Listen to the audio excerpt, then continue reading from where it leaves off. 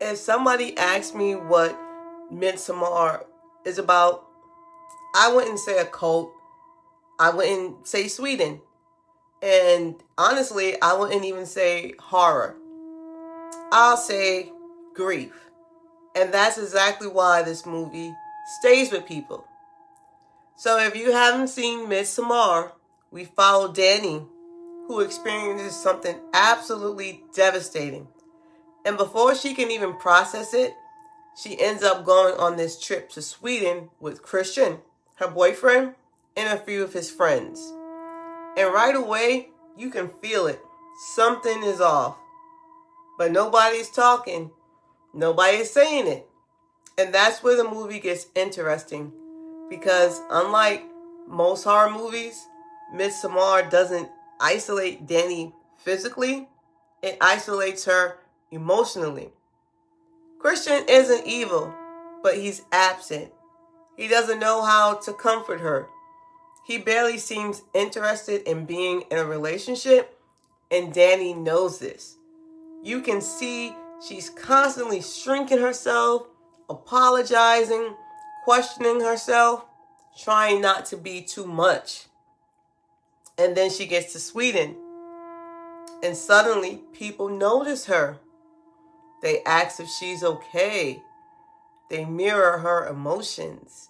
They include her. They welcome her. They make her feel seen. And that's the trap. Because one thing Midsommar does really well, it shows that dangerous things don't always feel dangerous.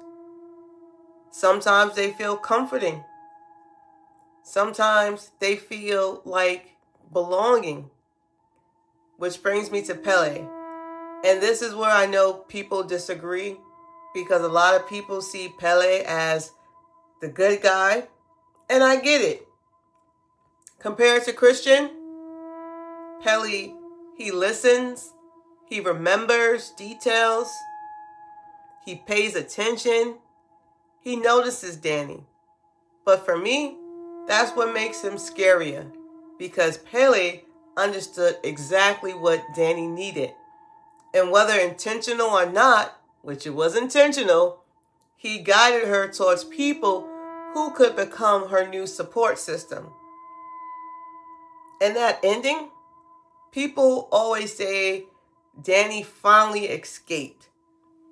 And maybe she did, maybe she didn't. Maybe that smile in the end is relief. Maybe she finally let go. But I don't completely see it that way, because surviving isn't always freedom. And feeling understood isn't always healing.